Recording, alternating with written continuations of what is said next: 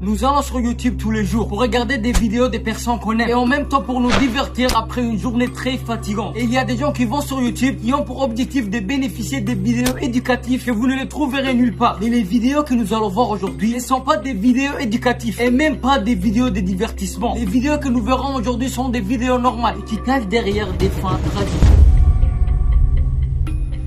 En 2019, dans la ville américaine de Los Angeles, il y avait un youtubeur nommé Robert Camus. Ce youtubeur-là présentait sur sa chaîne du contenu du patinage. Et pour ceux qui savent pas c'est quoi les patinages, voilà quelques exemples. Robert, les gars, il était très doué sur ce contenu et il avait beaucoup des abonnés et des fans partout dans le monde. Et un soir de juillet de la même année, et plus précisément dans l'un des bars de nuit qui diffusait du spectacle du freestyle, ici Robert a décidé de participer à ce spectacle. Et lorsqu'il a pris le micro pour piquer son freestyle, il a dit des paroles qui n'étaient pas du tout du freestyle.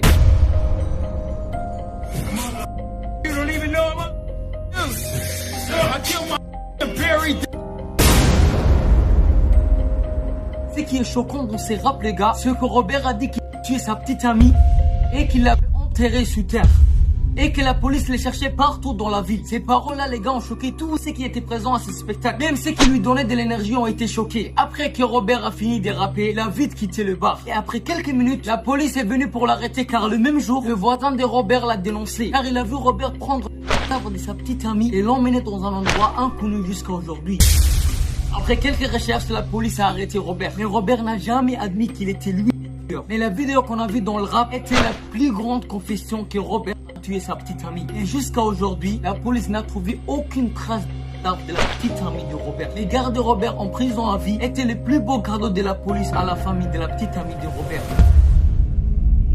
Il y avait un youtubeur nommé Temfi. Ce youtubeur là, le gars, il était très ancien sur la plateforme car il a ouvert sa chaîne en 2011. Temfi publiait des contenus aléatoires sur sa chaîne. Il publiait ses journées et ce qui se passe dans ses journées, comme le snap d'aujourd'hui. Ce Temfi là, les gars, il avait plein de followers et plein de fans qui l'aimaient partout dans le monde. Et cette chose là a changé le 2 mars 2016. Car ce jour là, Temfi, en tournant ses vidéos habituelles, a tourné la vidéo vers sa femme qui dormait. Temfi n'a pas aimé la réveiller parce qu'il disait qu'elle était très fatiguée hier. Alors il a préféré qu'elle se réveille à l'heure qu'elle veut. Hey, it's me, Timothy. She's still sleeping. She's still sleeping. Mais le malheur, les gars, était que sa femme ne s'est même pas réveillée. Et elle est décédée pendant qu'elle dormait. C'est les trucs les plus dommages, les gars. Et que Temfi ne savait même pas que sa femme est morte. Et dans cette même vidéo, il demandait à ses abonnés ce qu'il faisait dans ces beaux mardis. Tuesday has been a good one so far and treating you all real good. Hey. Mais après avoir posté cette vidéo, il a découvert que le beau mardi s'est transformé en le pire jour de sa vie. Temfi, après cette vidéo, a supprimé toutes les vidéos qu'il a postées sur sa chaîne. Et si ses abonnés ont cru que Khalas, il a quitté YouTube, il est revenu plus tard pour ses abonnés, qui selon lui étaient comme ses enfants. Et jusqu'à aujourd'hui, les gars, Temfi publie encore quotidiennement des vidéos chaque jour. Les gars, si je vous dis la vérité, cette histoire m'a vraiment choqué, quoi. Cette histoire, elle a réussi à changer complètement mon mood, quoi. Putain.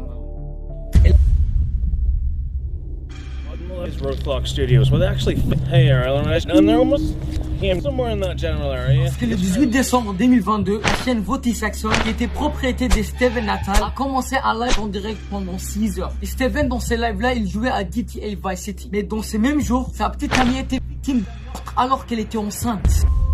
Et la personne qui a signalé le crime était le même Steven qui l'a vu mort après qu'il a fini son live. Cependant, la police a épinglé Steven comme premier suspect. Et le live qu'il faisait dans la même journée que sa petite amie est morte l'a complètement libéré de l'affaire. Après cette tragédie, Steven a publié sur X un tweet exprimant ses profondes tristesses face à la personne qui était selon lui la personne la plus importante de sa vie. Et que sans elle, jusqu'à aujourd'hui, il est perdu. Ensuite, Steven a commencé à rappeler continuellement la famille de sa petite amie. Et il leur posait des questions sur l'évolution de la situation. Et si en cas où la police a réussi à connaître le criminel et tout, mais ici les gars, la seule personne qui connaissait le sort de sa petite amie était Steven lui-même.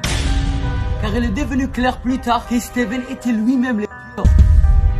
Et le live en direct qu'il diffusait ces jours-là n'était pas un véritable live, mais plutôt un moyen de tromper la police pour cacher sa victime. Car ce live-là, les gars, était déjà filmé. Et pour tromper les abonnés qui regardaient le live, il a déclaré dans l'émission qu'il ne pouvait pas regarder les chats en direct en raison d'un dysfonctionnement du système.